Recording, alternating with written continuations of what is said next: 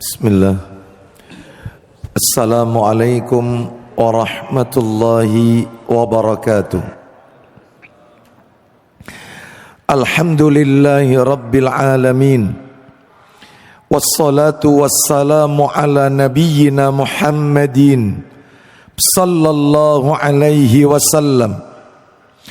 Ashhadu an la ilaha illallah wahdahu la syarika lah wa ashhadu anna Muhammadan abduhu wa rasuluh. Ya ayyuhalladzina amanu taqullaha haqqa tuqatih wa la tamutunna illa wa antum muslimun. Amma ba'du. Fa inna asdaqal hadisi kitabullah wa khairal hadi hadi Muhammadin sallallahu alaihi wasallam wa syarral umuri muhdatsatuha wa kullu muhdatsatin bid'ah wa kullu bid'atin dhalalah wa kullu dhalalatin finnar. Ikhwan wa akhwati fillah, bapak-bapak, ibu-ibu, kaum muslimin dan muslimah, jamaah majelis taklim dan jamaah salat isya Masjid Namira Kota Lamongan, yang semoga semuanya dimuliakan oleh Allah Subhanahu wa taala. Kepada segenap pengurus jajaran yayasan maupun takmir Masjid Namira yang semoga dirahmati oleh Allah Subhanahu wa taala. Dan secara khusus kami sampaikan kepada keluarga besar Al-Akh Bapak Haji Helmi Reza sekeluarga, semoga Allah Ta'ala melimpahkan karunia rahmat dan barakah pada keluarga dan usahanya. Bapak Ibu kaum muslimin dan muslimah rahimani wa rahimakumullah, puji dan syukur kita panjatkan kepada Allah Rabbul Izzati wal Jalalah atas segala karunia nikmat yang telah Allah berikan kepada kita. Dan di antara bentuk kenikmatan tersebut yang kita rasakan pada malam hari ini adalah Allah Subhanahu wa taala masih memberikan kita kemudahan, kesempatan dan kekuatan untuk mengoptimalkan ibadah kepada Allah Subhanahu wa taala, terutama di bulan yang mulia ini, yaitu bulan Muharram.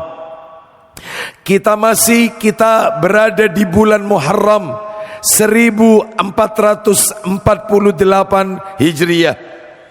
Memangnya ada apa dengan bulan ini sehingga kita diperintahkan untuk mengoptimalkan ibadah kepada Allah Subhanahu wa taala?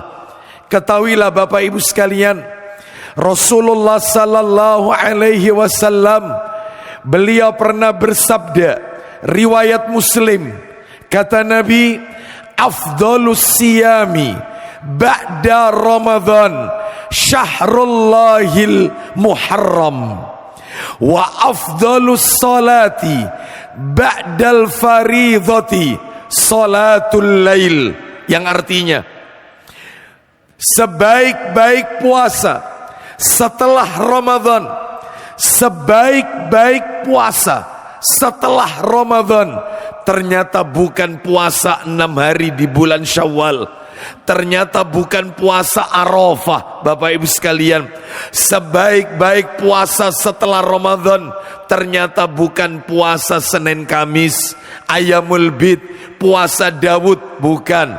Ternyata kata Nabi, sebaik-baik puasa setelah Ramadan adalah puasa Syahrullahi Al-Muharram, puasa di bulan Allah, yaitu Al-Muharram. Bapak Ibu bisa bayangkan, Muharram ini disebut oleh Nabi Syahrullah, bulannya Allah. Kata para alim ulama, sesuatu itu tidak menempel dengan nama Allah kecuali pasti sesuatu istimewa. Tidaklah sesuatu itu menempel pada nama Allah kecuali sesuatu itu pasti istimewa. Contoh, ketika kita membaca Baitullah, rumah Allah, maka pasti itu istimewa, yaitu Ka'bah, Baitullah. Lah terus kemudian termasuk bulan ini Nabi mengatakan Syahrullah, bulannya Allah, berarti Muharram ini bulan istimewa. Yang lain tidak ada diberikan label oleh Nabi Syahrullah kecuali hanya bulan Muharram.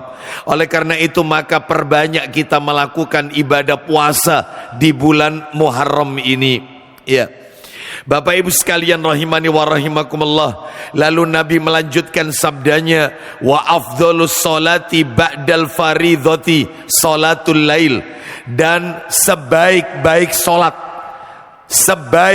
solat yang dikerjakan setelah solat fardu, ternyata bukan qobliyah dan ba'diyah, ternyata bukan solat duha, ternyata bukan solat sunnah isyraq, syuruk, ternyata bukan solat sunnah yang lain, melainkan yaitu solatul lail, qiyamul lail, solat di sepertiga malam yang terakhir, yaitu tahajud.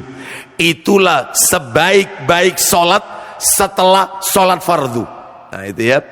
Maka jika ada di antara Bapak Ibu bertanya terkait dengan puasa di bulan Muharram, maka tentunya perbanyak puasa Bapak Ibu.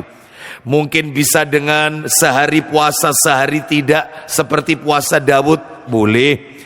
Atau memang kalau tidak mampu, maka kita dengarkan nasihat para ulama bahwasanya tingkatan puasa Asyura, tingkatan puasa di bulan Muharram itu ada 4 Bapak Ibu sekalian. Ini sekedar tambahan saja ya, tambahan ilmu saja. Ada 4 tingkatan berpuasa Asyura di bulan Muharram ini. Tingkatan yang pertama puasanya 3 hari Bapak Ibu. Tanggal 9 Muharram yaitu puasa Tasu'a.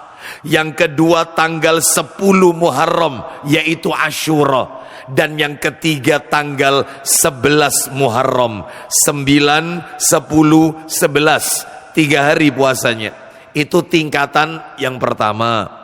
Tingkatan yang kedua puasanya hanya 2 hari saja, tanggal 9 Muharram dan tanggal 10 Muharram yaitu Asyura.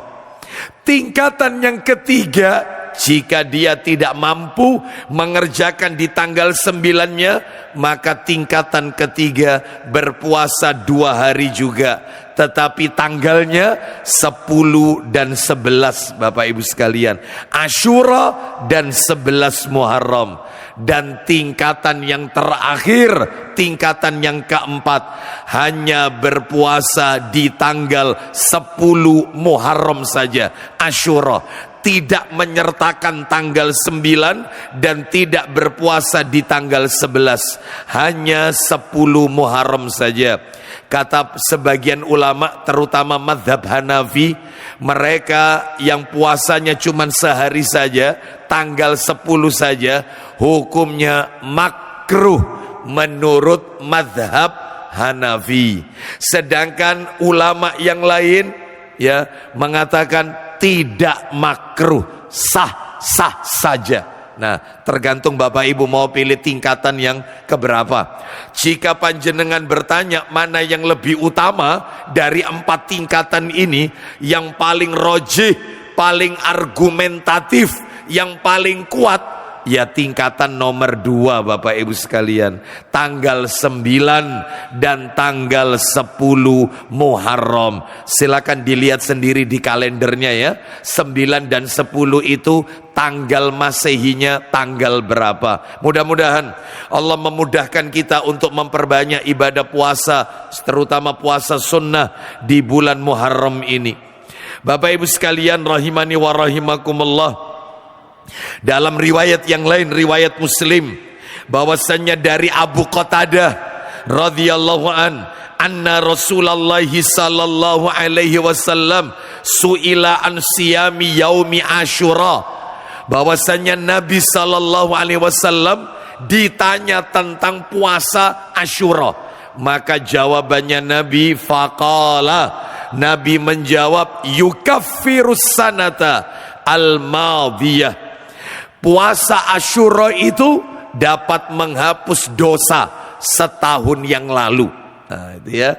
Jadi beda dengan Arafah. Kalau Arafah dosa yang diampuni 2 tahun, setahun yang lalu dan setahun yang akan datang, itu Arafah. Tetapi kalau Asyura setahun yang lalu, dosa sebelumnya. Baik, mudah-mudahan Allah ampuni semua dosa-dosa kita. Bapak Ibu kaum muslimin dan muslimah, jamaah majelis taklim Masjid Namira Kota Lamongan, rahimani wa rahimakumullah. Malam hari ini Selasa pekan ketiga, materi kita seperti biasa membahas kitab yang ditulis oleh Imam Az-Zahabi rahimahullah. Kitab yang kita bahas adalah kitab beliau, kitab Imam Az-Zahabi rahimahullah. Yang kita bahas judulnya Al-Kabair. Kitab tersebut berisi dosa-dosa besar. Baik, menurut catatan saya bulan yang lalu kita telah menuntaskan dosa besar nomor 30, Bapak Ibu. Hari ini kita akan memasuki bab yang baru. Kita akan memasuki dosa besar nomor 31. Apakah dia? Tidak bersuci setelah kencing. Tidak bersuci setelah kencing. Berarti maksudnya nggak paham najis, Bapak Ibu. Nggak ngerti toharoh. Tidak paham masalah kesucian. Ya. Loh kok bisa ini dosa besar? Lah nanti kita bacakan dalilnya. Jadi ternyata orang yang tidak memperhatikan masalah toharoh, mereka yang gak paham masalah najis, itu bisa berujung kepada dosa besar, Bapak Ibu sekalian. Bahkan kata para alim ulama, tidak bersuci dari kencing ini merupakan ciri orang-orang Nasrani. Orang Nasrani nggak kenal toharo, Bapak Ibu. Jadi kalau pipis sembarangan nggak pakai dicuci. Naudzubillah, najis, Bapak Ibu. Nggak paham najis, nggak paham. Ya, mereka nggak paham mandi besar, ya nggak paham. Makanya najis. Itu. Sedangkan kita diajari, ya bagaimana cara bersuci, ya dan seterusnya. Baik, oleh karena itu Bapak Ibu sekalian, karena waktu kita terbatas, sedangkan materi lumayan cukup panjang pembahasannya, maka seperti biasa kita akan sampaikan terlebih dahulu dalil-dalilnya. Mana dalilnya yang menunjukkan tidak bersuci dari kencing itu termasuk dosa besar? Mana dalilnya? Saya sebutkan 4 dalil. 4-empatnya hadis Nabi. 4-empatnya hadis sahih dari Rasulullah sallallahu alaihi wasallam. Baik, sekarang kita akan sebutkan ya satu persatu dalilnya. Langsung saja. Dalil yang pertama.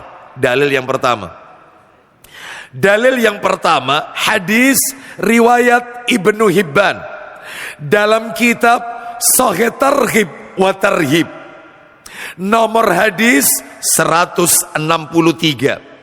Baik, insya Allah Masjid Namira punya kitabnya di jilid 1 itu. Nomor hadis 163. Saya bacakan. Dari sahabat Abu Hurairah radhiyallahu an, ia berkata, saya bacakan teks Arabnya berikut dengan terjemahannya satu persatu. Apa kata Abu Hurairah radhiyallahu an? Kunna namshi ma'a Rasulillahi sallallahu alaihi wasallam. Kami, kata Abu Hurairah radhiyallahu an, kami berjalan bersama Rasulullah sallallahu alaihi wasallam. Famararna ala qabraini. Kami melewati 2 kuburan. Nah, ceritanya gitu. Jadi ketika Nabi dan para sahabat berjalan melewati 2 pekuburan. Apa yang terjadi? Faqama faqumna ma'ahu. Nabi berdiri di dekat kubur itu, maka kami para sahabat yang menyertai Nabi juga ikut berdiri bersama Nabi sallallahu alaihi wasallam. Apa yang terjadi? Mulai ini, faja'ala launuhu yataghayyaru. Ternyata raut wajah paras Rasulullah sudah mulai berubah, gak kayak biasanya. Lihat dua kuburan ini, wajah Nabi kelihatan berubah. Itu sama sahabat dicermati betul, dicermati, berubah, gak kayak biasanya. Sampai-sampai Abu Hurairah melanjutkan, hatta ru'idha kummu komisi, sampai ujung lengan baju Rasul, ujung lengan bajunya Nabi itu bergetar. Luar biasa dalil ini, lengkap. Sampai ujung lengan bajunya Nabi bergetar, itu tertulis. Wajahnya Nabi berubah, tertulis. Oh, lengkap ini hadis ini. Ya, jadi mereka lihat nggak biasanya ini. Lalu apa yang terjadi? Fakulna, maka kami bertanya, karena nggak biasanya. Kami bertanya, malaka ya Rasulullah, apa yang terjadi denganmu wahai Rasulullah? Ada apa denganmu wahai Rasulullah? Faqala, maka Rasulullah sallallahu alaihi wasallam beliau bersabda, amma tasma'una ma asma'u, apakah kalian tidak mendengar apa yang sekarang ini aku dengar? Apa kalian gak dengar apa yang aku dengar? Para sahabat menjawab, faqulna, maka kami berkata, wa madzaka ya Nabi Allah, memangnya apa wahai Nabi Allah yang Anda dengar sedangkan kami tidak mendengarnya? Apa itu? Nabi bersabda, ya ini masalahnya di sini. Intinya di sini. Qala, Nabi bersabda, hadani rajulani yu'adzabani fi quburihima adzaban syadidan fi dzambin hayyinin. Kata Nabi, dua orang yang ada di dalam kuburan ini sedang disiksa oleh Allah dengan siksa yang cukup keras atas dosa yang mereka anggap sepele. Jangan ngeremehkan dosa, jangan meremehkan dosa. Ini loh nasibnya. Kata Nabi, dua orang ini sedang diazab oleh Allah di dalam kuburnya dengan azab yang keras karena dosa yang mereka anggap sepele. Sahabat tanya, ya jelas ingin tahu dosa apa ini. Mereka menyepelekan, ternyata azab yang gede, yang besar azabnya. Maka sahabat menjawab, qulna, kami berkata, fima dzalik, dosa apa wahai Rasulullah yang dilakukan? Qala, Nabi menjawab, apa kata Nabi? Kana ahaduhuma la yastanzihu minal baul wa kana al-akhar yu'dhin nasa bilisanihi wa yamshi bainahum bin namimah. Atau kama qala Nabi sallallahu alaihi wasallam. Apa kata Nabi sallallahu alaihi wasallam? Kuburan yang satu ini disiksa oleh Allah dalam kuburnya lantaran mereka tidak bersuci dari kencing. Oh, ternyata tidak bersuci dari kencing, ujung-ujungnya azab kubur. Berarti dosa besar, bukan dosa kecil ini, bukan. Dosa besar ini, ya. Terus kuburan yang satunya, wa kanal akhar yu'dhin nasa bilisani wa yamshi bainahum bin namimah. Kuburan yang satu diazab dalam kuburnya lantaran mereka menyakiti orang dengan lisannya, dan mereka berjalan di tengah-tengah manusia dengan menyebarkan namimah. Apa itu namimah? Adu domba. Nama lainnya namimah al-qattats. Qattats itu sama dengan namimah. Nama namimah sama dengan qattats. Qattats sama dengan adu domba. Jadi provokator. Nah, dua orang A dan B supaya ndak rukun, dia yang jadi provokatornya. Kon jari ini si B ku ngene. Pokoknya awakmu iku anu. Katanya dia ngomong sama si B, kamu katanya si A, itu begini. Gimana caranya dua orang ini enggak akur? Ya ini nasibnya. Saya yakin di Masjid Namiro nggak ada orang-orang seperti ini. Ya, kita yang hadir di majelis ini semuanya soleh dan soleha semuanya ya. Baik Bapak Ibu sekalian rahimani wa rahimakumullah. Nah inilah cerita singkat dalam riwayat Ibnu Hibban tadi, Sahih Targhib wa Tarhib 163. Diazab dalam kubur lantaran tidak bersuci dari kencing. Nomor satu. Dalil nomor dua. Yang kedua, kan saya janjikan ada 4. Yang kedua, dalil yang kedua mirip-mirip, sama, mirip, senada.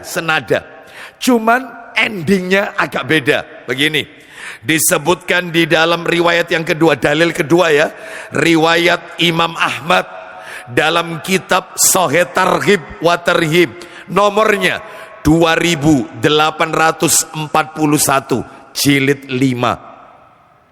Dari Abu Bakrah, kalau tadi Abu Hurairah, ini Abu Bakrah radhiyallahu an. Dia mengatakan sama, Nabi melewati 2 kuburan, ternyata 2 kuburan ini kata Nabi sedang diazab. Lah diazabnya kenapa? Lah ini endingnya beda. Redaksinya sama yang pertama. Apa kata Nabi? Wa ma yu'adzabani illa fil ghibah wal baul. 2 orang dalam kuburan ini diazab karena mereka melakukan ghibah, dan yang satunya wal baul, urusan kencing.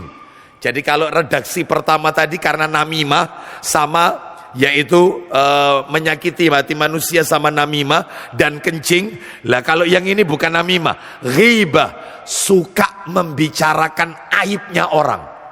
Kalau namimah adu domba, sedangkan ghibah suka menyampaikan aib orang. Ya, maka dan yang satunya karena kencing, dibahas lagi masalah, maaf ya, masalah buang air kecil. Ya, berarti tidak bersuci dari kencing termasuk dosa besar. Sekarang dalil ketiga. Dalil ketiga, kitabnya sama. Hadis riwayat Ibnu Majah dan Al-Baihaqi. Dalam kitab Sahih Targhib wa Tarhib, nomor hadisnya 153. Nah ini penting ini. Baik, saya bacakan dari Bakar bin Ma'iz radhiyallahu an. Ia berkata, aku mendengar Abdullah bin Yazid radhiyallahu an menyampaikan hadis dari Nabi sallallahu alaihi wasallam, bahwasanya beliau bersabda. Nah, kita dengarkan isi sabdanya. La yunqa baulun fi tostin fil bait fa innal malaikata la tadkhulu baitan fihi baulun muntaqa. Nah, ini artinya air kencing, kata Nabi, air kencing jangan sampai menggenang di rumah kita. Ya, menggenang. Artinya jangan sampai rumah kita ini ada bau-bau, maaf ini, pipis, pesing. Jangan. Kata Nabi, jangan sampai bau-bau seperti ini ada di rumah kita. Kenapa? Karena sesungguhnya malaikat rahmat tidak mau masuk ke dalam rumah yang di dalamnya ada kencing atau bau-bau kencing. Jadi malaikat nggak masuk, malaikat rahmat. Padahal Bapak Ibu harus tahu, masuknya malaikat pembawa rahmat ke dalam rumah kita itu tanda baiknya rumah. Jadi rumah kita kalau dimasuki malaikat pembawa rahmatnya Allah, itu berarti rumah itu Masya Allah. Justru tanda buruknya malaikat, tanda buruknya rumah apabila rumah itu tidak dimasuki oleh malaikat-malaikat pembawa rahmatnya Allah, malah justru dimasuki oleh syaitan. Nah, berarti kalau begitu rumah yang maaf kamar mandinya bau pesing. Ya. Orang masuk jijik sudah baunya, buka pintu sudah bau. Ya, seperti itu. Apalagi punya anak kecil, mungkin dia pernah pipis ngompol di tempat tidur, tidak segera diganti, sampai dia membekas, sampai baunya timbul. Malaikat rahmat nggak masuk yang kayak gini, nggak masuk. Maka segera bersihkan, pel, atau mungkin segera dicuci dan seterusnya. Kamar mandi tetap bersih dan seterusnya. Jangan sampai ada bau-bau tidak sedap seperti ini. Baik, itu dalil nomor 3. Malaikat rahmat nggak mau masuk. Padahal tanda baiknya rumah, kalau rumah kita dimasuki malaikat pembawa rahmat. Tanda buruknya rumah, malaikat nggak mau masuk. Berarti rumah itu penuh dengan keburukan. Dalil terakhir, dalil keempat. Dalil yang keempat adalah kitabnya sama. Dalam kitab Sahih Targhib wa Tarhib, ya, riwayatnya Al-Bazzar dan At-Tabrani, nomornya 158, nomor 158. Kami bacakan. Wah, saya belum baca sudah merinding kalau dengar hadis ini. Dari Ibnu Abbas radhiyallahu anhuma, ia berkata, Rasulullah sallallahu alaihi wasallam, beliau bersabda, ammatu adzabil qabri fil baul fastanzihu minal baul. Kata Nabi, kebanyakan orang itu disiksa dalam kuburan adalah karena kencing. Oleh karena itu, bersucilah kalian dari kencing. Hati-hati. Kebanyakan orang itu disiksa dalam kuburnya gara-gara pipis. Mohon maaf ya, terutama kalau tempat pipisnya itu pakai seperti urinoil. Tahu urinoil ya, tempat pipis yang berdiri. Mohon maaf. Untuk laki-laki, saya sarankan Masjid Namiro, alhamdulillah sudah menyediakan toilet yang luar biasa. Banyak tempatnya, masuk toilet aja. Masuk aja.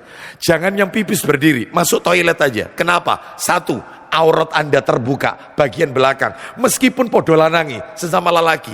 Nabi itu kalau pipis, itu dalam riwayat Abu Daud, Nabi berjalan jauh sampai sahabat nggak ada yang lihat, karena memang nggak boleh, ini aurat. Lah laki-laki buka celana, ya seperti itu, maka tentunya bagian belakangnya terlihat. Satu, yang kedua, karena ini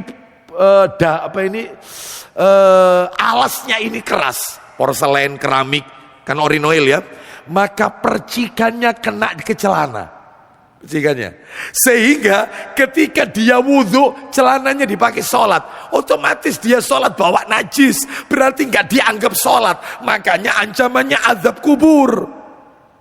Makanya kata Nabi, kebanyakan orang disiksa dalam kubur karena kencing. Ya, oleh karena itu Ustadz, enaknya itu kencing itu duduk apa berdiri sih Ustadz? Maka jawabannya adalah, ya kata para alim ulama, tergantung alasnya. Kalau alasnya itu keras seperti keramik dan seterusnya, lebih baik jongkok untuk laki-laki. Adapun kalau alasnya itu lunak ya, seperti tanah, rerumputan, ya lunak, maka boleh sambil berdiri, menghindari percikannya. Belum lagi Bapak Ibu, kalau pipis nggak tuntas. Nah, jadi ketika kita buka celana, ternyata, mohon maaf ya, saya minta maaf, ini bukan sesuatu yang tabu, ini ilmu yang harus kita pahami, karena jangan sampai meremehkan masalah ini. Terkadang ketika kita melepas celana, ternyata di celana dalam itu ada bercak. Setelah kita bau, ternyata bau pipis. Berarti kencing tidak tuntas, digowo sholat. Nah, selesai sudah. Berarti najis. Ya, makanya hati-hati ya, hati-hati dalam masalah ini. Tuntaskan, jangan sampai ada. Kalau misalnya orangnya kena penyakit beser, Ustaz. Beser, kencing terus dia pakai pampers, sekalian tak tambahi pakai kateter, nah, alat bantu kencing, lalu sholat, ya karena ini faktor terkondisikan, nggak apa-apa. Ya yang penting sebelum takbiratul ihram pampersnya bersih, nggak ada pipisnya. Perkara nanti di tengah-tengah sholat ternyata dia pipis, setelah sholat ternyata pampersnya penuh dengan pipisnya, tidak perlu mengulangi sholat. Yang penting sebelum takbiratul ihram itu bersih, termasuk yang pakai kateter, alat bantu kencing. Itu kantongnya, kantong kencingnya, jangan selangnya yang dicabut. Sakit ini. Kantongnya itu bersihkan. Buang. Terus dipasang lagi. Nah, perkara dia ketika sholat ternyata pipis. Di tengah-tengah sholat pipis. Namanya orang uzur sudah. Maka yang seperti ini tidak berdosa. Dan fattaqullaha mastata'tum, bertakwalah kepada Allah sesuai dengan kemampuannya. Baik, sekarang Bapak Ibu, agar materi kita ini tertata dengan baik, 4 hadis tadi mengandung 4 pelajaran. Kayaknya nggak bisa selesai malam ini, kayaknya nggak bisa. Insya Allah ini 2-3 kali pertemuan ini, panjang-panjang soalnya. Ada 4 pelajaran. Apa saja itu? 1, yang pertama, kita akan berbicara seputar azab kubur. Itu nomor 1 dulu. Malam ini insya Allah kita bahas seputar azab kubur. Itu nomor 1. Yang karena tadi Nabi menyampaikan, yaitu orang itu diazab dalam kuburnya karena kencing. Yang kedua adalah seputar ghibah dan namimah. Apa itu ghibah? Apa itu namimah? Bedanya ghibah sama namimah itu apa? Sama-sama membicarakan aib orang. Itu apa bedanya? Nah, itu nanti materi-materi berikutnya. Nomor 3, pelajaran ketiga, rumah-rumah yang tidak dimasuki malaikat rahmat. Kalau tidak salah ada 14 jenis rumah, 14 macam rumah yang malaikat rahmat nggak mau masuk. Nah, itu kapan ini materinya? Ya nanti insya Allah, ya enggak tahu, mungkin 2-3 bulan lagi, karena ini panjang sekali materinya.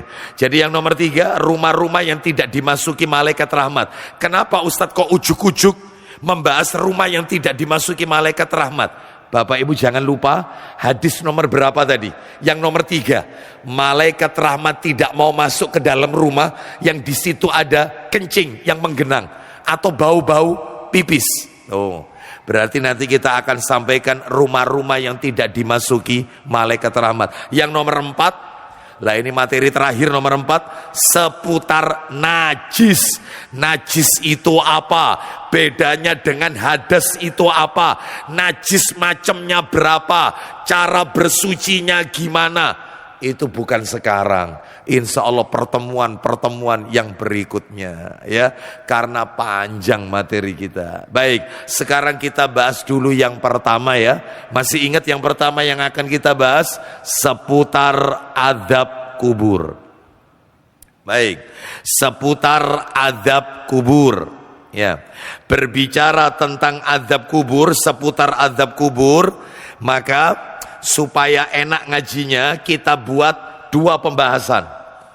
Ya, jadi kita masih nomor 1 Romawi gitu aja, ya. Azab kubur, seputar azab kubur. Kita bagi menjadi 2. Yang pertama, tujuan membahas azab kubur. Apa tujuannya? Yang kedua, amalan penyelamat azab kubur.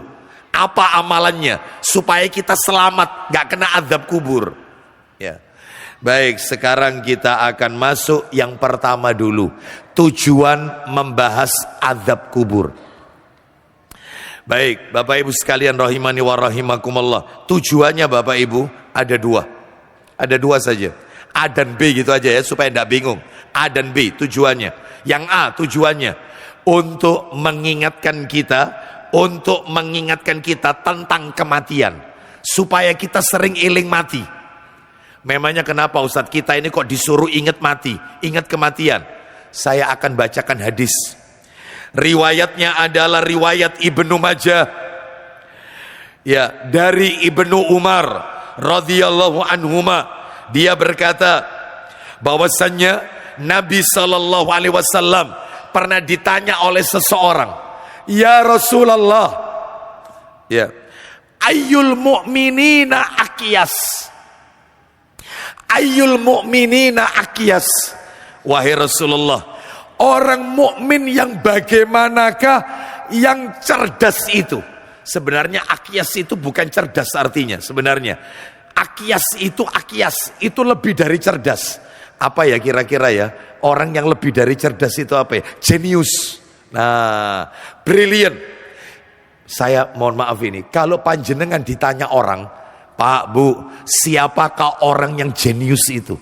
Saya yakin jawaban panjenengan, saya yakin jawaban kita semua, orang yang IQ-nya di atas rata-rata. Itu jawaban kita. Ternyata jawabannya Nabi tidak, Bapak Ibu. Siapa? Wong pinter, orang cerdas, jenius, itu siapa? Qala, Nabi menjawab. Satu, aksaruhum lil mauti dzikran. Dua, wa aksanuhum lima ba'dahu isti'dadan ulaikal aqyas. Kata Nabi, orang jenius, orang pinter itu satu, aksaruhum lil mauti dzikran. Orang yang banyak ingat mati, itu wong pinter berarti. Jadi orang yang suka ingat akhirat, ingat kematian, ya, maka itu orang cerdas, itu orang jenius. Yang kedua, wa aksanuhum lima ba'dahu istidadan. Orang yang memperbanyak bekal, mempersiapkan bekal menuju kepada kematian. Loh, memangnya mati itu butuh bekal, Ustaz? Loh iya. Orang mendekam dalam kubur ini nggak sebentar. Ada orang yang meninggal zamannya Nabi Adam alaihissalam sampai hari ini 16 Juni 2026, jamnya jam 20 lebih 4 menit, belum kiamat. Jutaan tahun nunggu di dalam kubur. Kita nggak tahu umurnya dunia ini berapa tahun lagi. Bisa jadi 1.000.000 tahun, 500 tahun, atau ribuan tahun. Wallahu alam. Tidak sebentar orang di dalam kubur ini, nunggunya lama. Ya, kita nggak tahu kiamat ini kapan. Nah, makanya kalau orang, mohon maaf ini saya umpamakan, pergi perjalanan jauh, anggap kemana ya, ke Mekah saja deh, perjalanan jauh, 9 jam perjalanan. Ternyata bekalnya cumpon. Apa cumpon itu ya? Cumpon itu apa? Ini ketularan bahasa sepanjang ini soalnya ya. Cumpon itu apa? Sedikit. Bekalnya dikit. Saya tanya, tersiksa atau tidak? Ya tersiksa lah. Lawang perjalanan jauh, bekalnya sedikit, tersiksa. Kalau kita tahu kiamat ini, kita nggak tahu, yang tahu hanya Allah Azza wa Jalla. Umur dunia ini berapa? Jelas panjang ini umurnya dunia. Maka perbanyak bekal. Jadi itulah orang cerdas. Apa tadi orang cerdas kata Nabi apa? Gimana? Yang pertama banyak mengingat mati, yang kedua memperbanyak persiapan bekal untuk kematian, itu ya. Baik, sekarang tujuan yang B. Kenapa kok bahas azab kubur? Kenapa kok kita membahas ini? Tujuannya adalah ya yang B, yaitu untuk menepis. Apa itu? Menepis apa? Untuk menepis sebagian, tanda kutip, sebagian kaum muslimin yang menolak azab kubur. Bapak Ibu nggak usah kaget. Ada di dalam Islam ini kelompok-kelompok seperti liberal. Ya, mereka tidak percaya tentang azab kubur. Mereka mengatakan azab kubur itu fiktif. Ya, azab kubur itu dongeng untuk menakut-nakuti umat. Azab kubur itu tidak sesuai rasio, nggak sesuai akal kita, sehingga karena nggak cocok dengan akal, tidak bisa dibuktikan dengan logika, maka ini dongeng, ditolak. Makanya saya akan sampaikan dalil-dalil. Bahkan ada yang mengatakan terang-terangan. Ini ketika khutbah Jumat. Dia mengatakan, ada seorang ustadz, saya nggak sebut namanya, azab kubur itu tidak ada dalam Al-Quran, nggak ada. Hadis Nabi yang berbicara azab kubur itu dhaif, lemah semuanya. Jadi nggak ada, fiktif itu. Wih, ya. Padahal di dalam Al-Quran bertebaran azab kubur itu, dan di dalam hadis Nabi lebih banyak lagi. Contohnya, nih saya tunjukkan dalil untuk membantah mereka yang nggak percaya azab kubur. Dalil yang pertama, azab kubur itu ada. Dalilnya surat nomor 9 ayat 101, 9 At-Taubah 101. Minta tolong Ustadz dibantu terjemahannya. Surat nomor 9 At-Taubah ayatnya 101. Kita dengarkan murotalnya ya. Allah Ta'ala berfirman, وَمِمَّنْ حَوْلَكُمْ مِنَ الْأَعْرَابِ مُنَافِقُونَ وَمِنْ أَهْلِ الْمَدِينَةِ المدينة مردوا على النفاق لا تعلمهم نحن نعلمهم سنعذبهم مرتين ثم يردون إلى عذاب عظيم. Ya, silakan Ustaz. Dan di antara orang-orang Arab Badui yang tinggal di sekitarmu ada orang-orang munafik. Baik, orang-orang Arab Badui yang ada di sekitar kota Madinah itu ada orang munafik. Lanjut Ustaz. Dan di antara penduduk Madinah ada juga orang-orang munafik. Ya kan? Di antara penduduk Madinah itu juga ada orang munafik. Engkau Muhammad, lanjutkan, teruskan.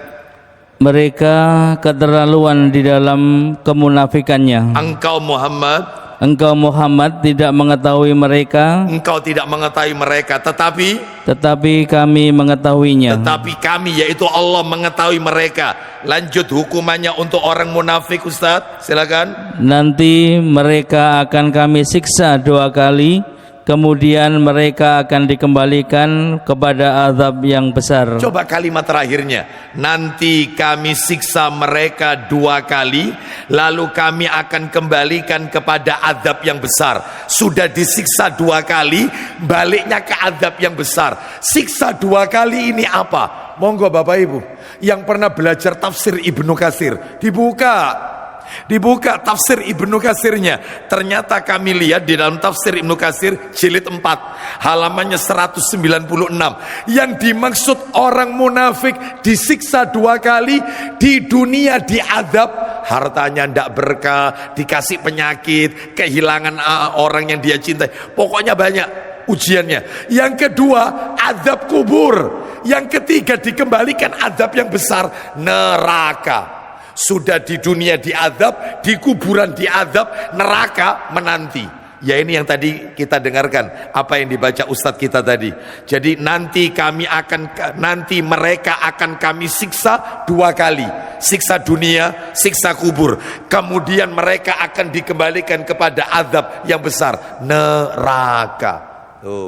Berarti azab kubur itu ada, bukan tidak ada. Lagi, masih kurang kan? Tambahi lagi dalil nomor 2, surat nomor 90 Ustaz. Surat 90 itu surat Toha ayatnya 124. Surat Toha ayatnya 124. Kita dengarkan pendek ayatnya. Waman a'rada an dzikri, Allah Ta'ala berfirman, وَمَنْ أَعْرَضَ عَنْ ذِكْرِي فَإِنَّ لَهُ مَعِيشَةً ضَنكًا وَنَحْشُرُهُ يَوْمَ الْقِيَامَةِ أَعْمَى. Silakan. Ayat 124 surat Toha ayat 124. Ada Ustaz? Surat 20. Iya. Toha ayat 124. Dan barang siapa, bentar.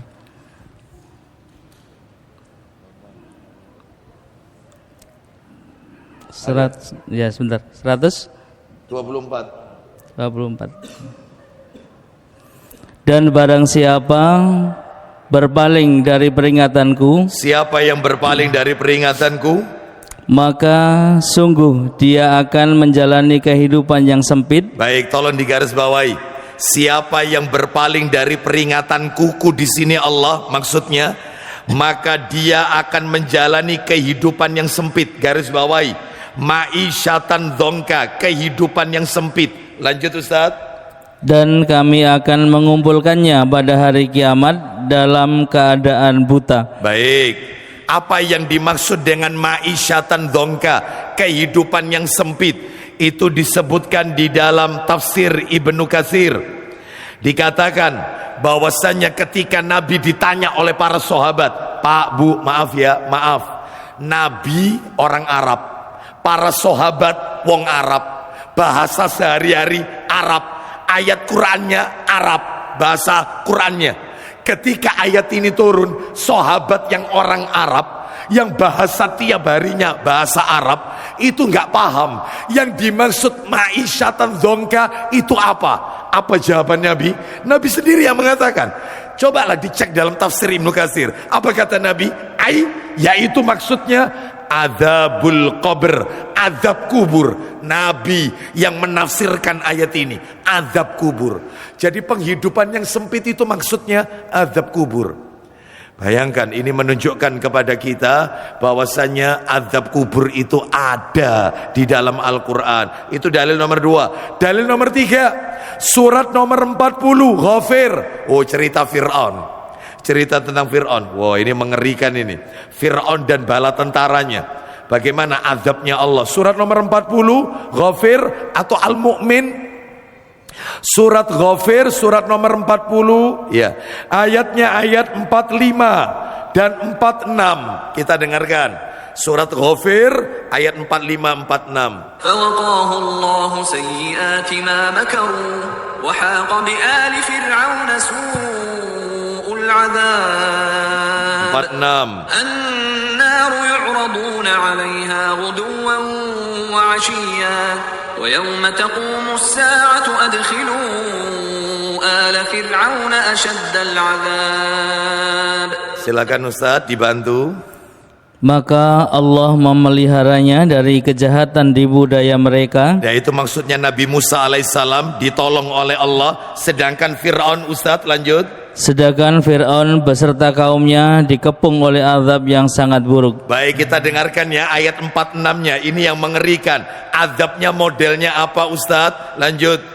Kepada mereka diperlihatkan neraka. Stop. Tiap hari ditunjukkan neraka. Fir'aun dan bala tentaranya. Kapan, Ustaz? Kapan?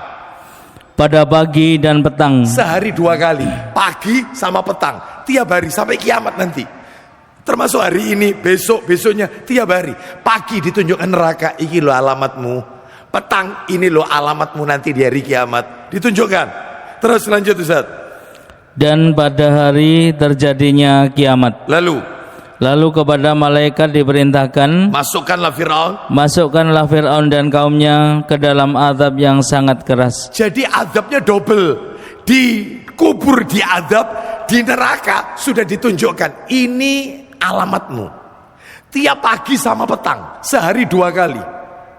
Itu Allah tunjukkan untuk Fir'aun dan bala tentaranya. Na'udzubillah. Semoga kalau Allah berikan kepada kita kenikmatan kubur dan surganya Allah subhanahu wa ta'ala ya.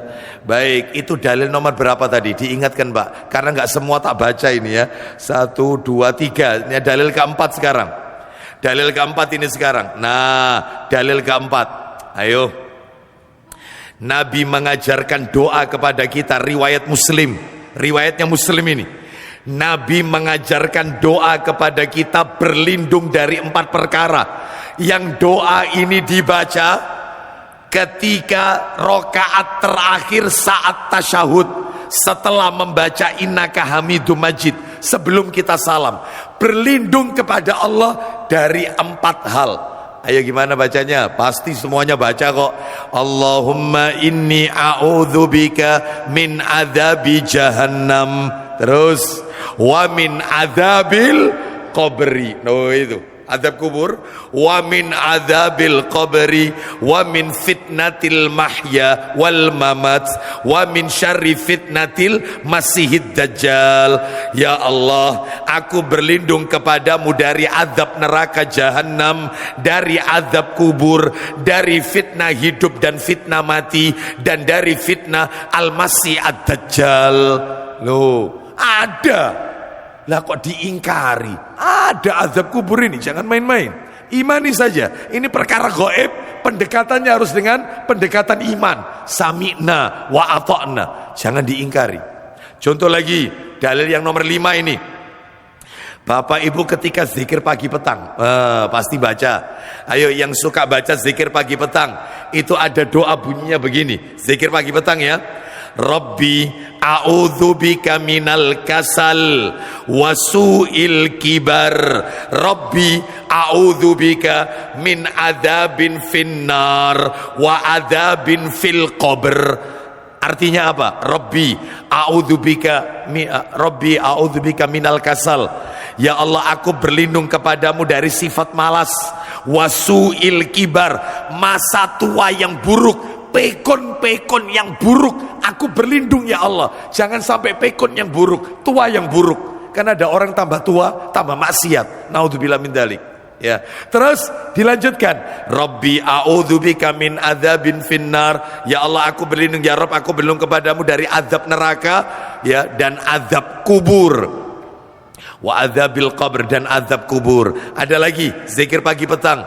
Allahumma afini fi badani, Allahumma afini fi sam'i, Allahumma afini fi basari. Ya Allah, selamatkan badanku, selamatkan pendengaranku, selamatkan pandanganku, mataku. La ilaha illa anta, Allahumma inni a'udzubika minal kufri wal faqr wa a'udzubika min adzabil qabr. La ilaha illa anta. 3 kali itu dibaca. Oh no, azab kubur ini Nabi itu mengajarkan zikir pagi petang. Kita baca tiap pagi sama tiap sore, ya. Berarti azab kubur itu ada.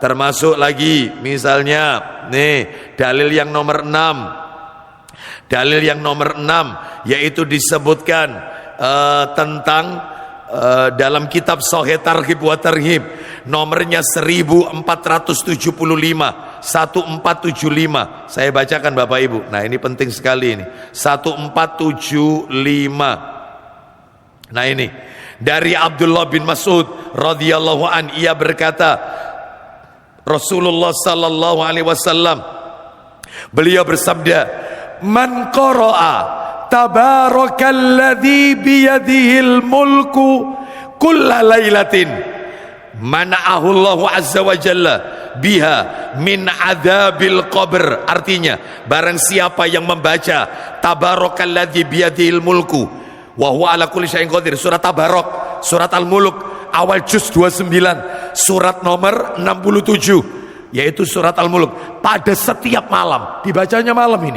malam kalau mau tidur, maka Allah menghalanginya dengan dari azab kubur.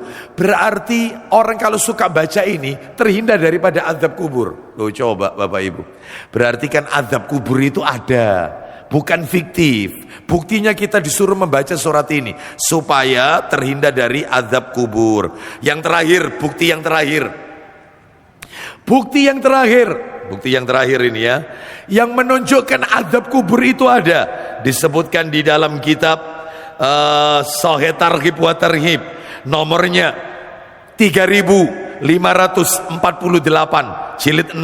Saya bacakan 3548.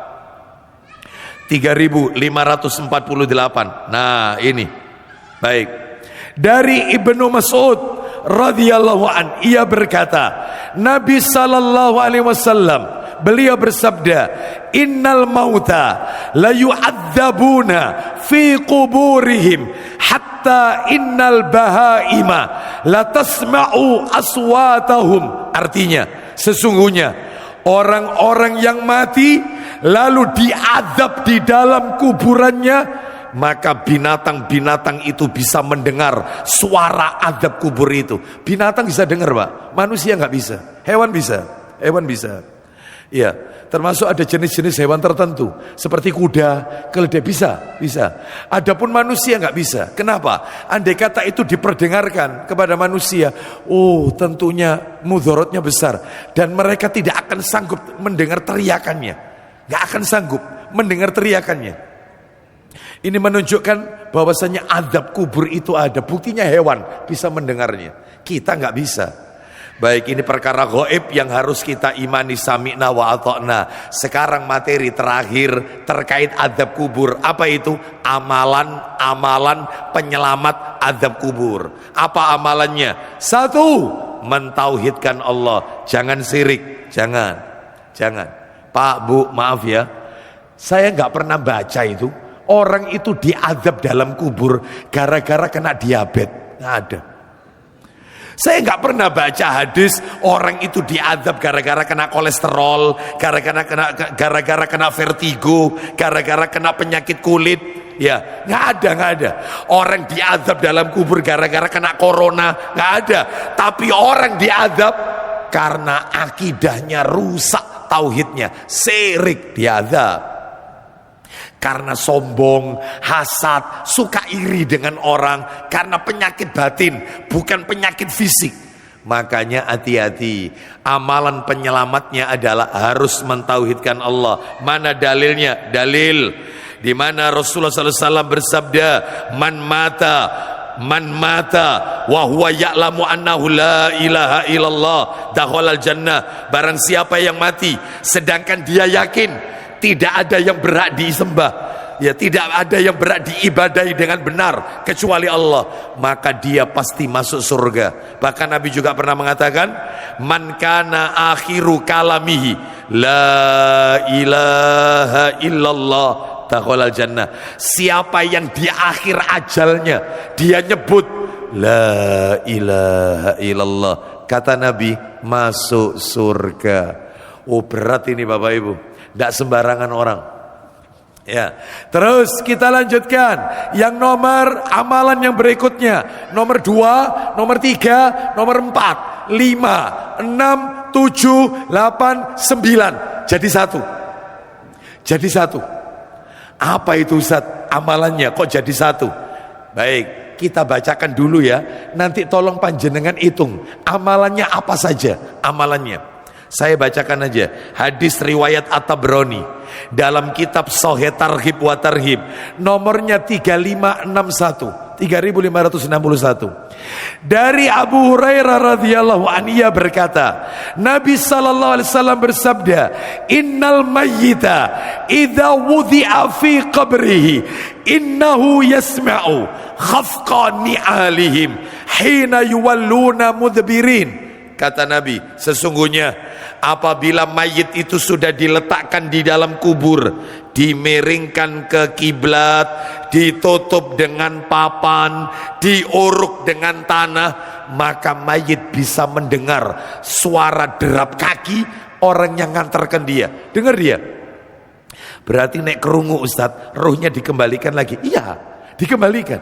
Dan Bapak Ibu tahu dalam hadis dikatakan mayit itu kan awalnya ditidurkan, ya, sambil tangan di dada, kan gini ya, dikafani kan ditidurkan, miring menghadap kiblat, menghadap ke sana. Itu ketika orang meninggalkan dia, maka ruhnya dikembalikan dan dia didudukkan. Duduk Bapak Ibu, bukan tiduran, duduk. Di hadapannya sudah mungkar dan nakir. Itu hadisnya itu, bunyinya begitu. Duduk mayit ini, duduk. Dia harus menjawab pertanyaan malaikat ini. Nah nih, saya lanjutkan. Terus fa in kana mu'minan kanatis shalah inda ra'sihi. Apabila mayit ini orang mukmin, orang yang beriman, maka solatnya diletakkan di atas kepala. Solat 5 waktunya di atas kepala. Nanti tolong dihitung ya, amalannya ada berapa ini, dihitung. Solat ditaruh di atas kepala. Terus wa kana siyamu an yamini, puasa Ramadan ditaruh di kanannya mayit, sebelah kanan. Wa kanatiz zakah an shimali, zakat ditaruh di sebelah kirinya mayit. Oh, sudah. Kita lanjutkan. Anda hitung ya, di atas, kanan, kiri. Tolong nanti dihitung. Wa kana fi'lal khairat, ya. Dan minas sedekah. Hitung ya, sedekah. Wassalah, salat sunnah. Kalau yang di atas tadi sholat wajib, ini sholat sunnah. Wal ma'ruf wal ihsan, suka berbuat baik kepada manusia. Berbuat baik kepada manusia. Ya, ilan nasi indar rijlaihi, diletakkan di bawah kakinya mayit. Jadi yang di bawah kaki itu apa saja tadi? Sedekah, sholat sunnah, sama berbuat baik sesama manusia, sama tonggo, tetangga, gak pernah masalah, gak pernah ribut. Sama orang baik. Nah, berarti ayo ada berapa ini yang mengitari mayit? Ada berapa amalan? Salat, terus zakat, terus apa yang kanan ini? Puasa, yang kiri zakat. Sudah 3 ya, 3. Yang di bawah kakinya mayit sedekah, nomor 4. Yang nomor 5 salat sunnah. Yang nomor 6 berbuat baik sesama manusia. 6 amalan mengitari mayit. Lanjut jalan cerita, didatangi malaikat dari arah kepala. Datangnya dari arah kepala mayit. Apa kata sholat? Sholatnya yang nolak, sholatnya yang bela si mayit. Makibali madkholun, kalian tidak bisa menyiksa aku dari arah atas. Malaikat datang dari arah kanan, puasa yang bela. Makibali madkholun, kalian tidak bisa masuk dari arah kanan. Lalu kemudian ke arah kiri, zakatnya bela. Kalian tidak bisa masuk dari arahku. Maki balimat kholun. Terakhir dari arah kaki, malaikat datang, yaitu ternyata sodakohnya, sholat sunnahnya, dan perbuatan baik sesama manusia menolak dengan kata mengatakan maki balimat kholun, kalian tidak bisa mengadab aku dari arah kaki. Sehingga mayit ini mendapatkan nikmat kubur, selamat dari azab kubur. Sudah, berarti totalnya ada berapa amalan?